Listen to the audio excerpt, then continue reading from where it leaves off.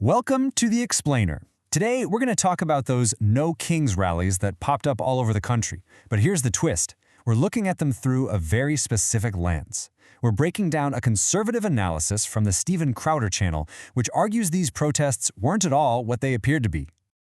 So, the source we're digging into today, it really cuts right to the chase with one big question. Was this a real, honest-to-goodness grassroots protest? Or was it a highly organized agenda?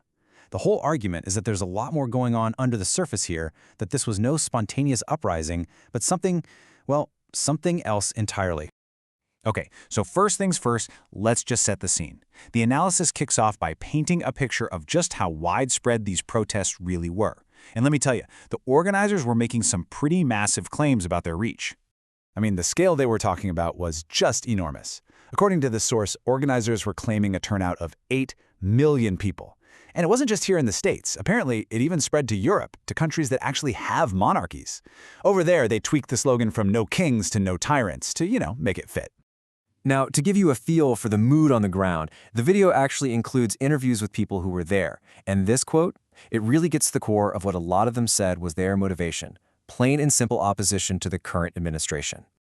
Okay, but this is exactly where the analysis pivots. The central argument, the main thesis of the video, is that these protests were not the spontaneous grassroots movement they looked like on the surface, not even close.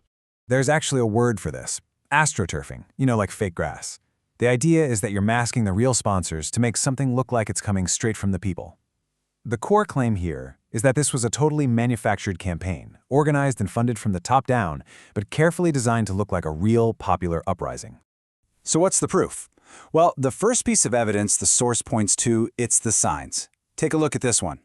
I prefer crushed ice. A little weird, right? The argument is that this exact sign, and others just like it, were spotted in a bunch of different cities, which suggests they weren't homemade. They were handed out. And here's another one, playing on the same theme: will crush ice. You see the pattern? The source really zeroes in on this repetition of similar, kind of quirky phrases in different locations. They see it as a dead giveaway that this was all coordinated. And one more. Clean up on aisle 47. This one's a pretty clear reference to the 47th president, right? Again, the source presents this as another tell. Seeing this same specific, cleverest slogan pop up over and over again, they argue that's just too much of a coincidence. Okay, so if the signs were coordinated, that implies organization. And what does organization almost always need? Money. So naturally, the analysis tries to follow the money trail to see if it can uncover the financial network it claims was pulling the strings behind the scenes. And the number they land on? It is absolutely staggering. The video alleges that we're talking about something like 500 different groups with a combined revenue of, get this, $3 billion, all supposedly connected to these protests. So where does the source say all that cash is coming from? Well, it tries to trace it all back to one central figure, a guy named Neville Roy Singham. And here's the kicker. The source directly links him to the Chinese Communist Party.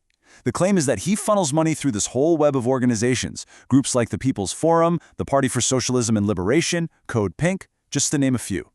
Then, to really drive this point home, the source plays a clip of an activist, and in it, she's openly joking about how dope it would be to get paid by the CCP. Now, for the narrator of the video, this isn't just some off-the-cuff joke. They present it as a critical piece of evidence, almost like a Freudian slip, that accidentally reveals the truth about where the money's coming from. But it's not just about the money. The analysis goes deeper, arguing that these protests weren't just about opposing one administration.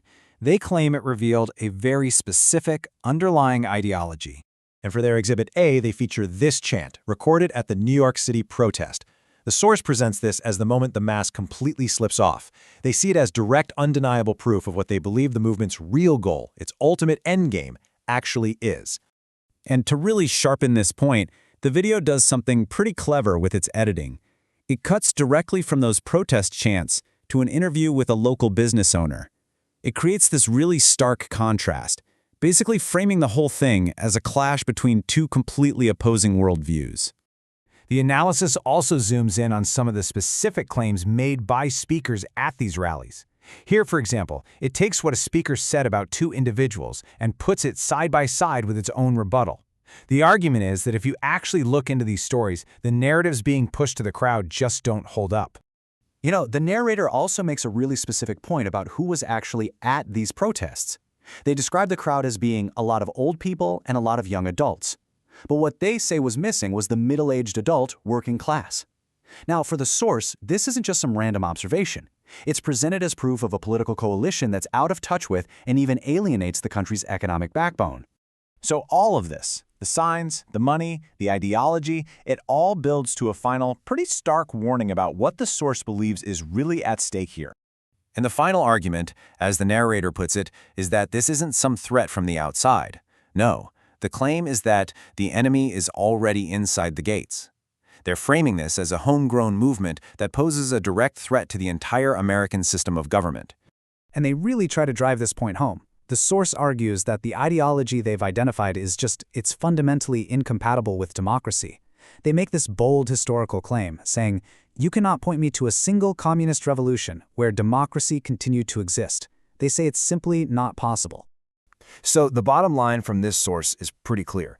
They're saying these protests are not some fringe thing you can just ignore.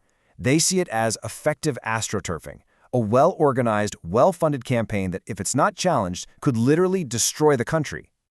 So there you have it. We've just walked through one very specific, detailed conservative analysis of the No Kings rallies. This viewpoint doesn't see protest. It sees a centrally funded existential threat.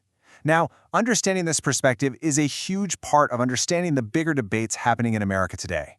And it leaves us with a pretty heavy question, right? What does all this say about the battle over the country's future?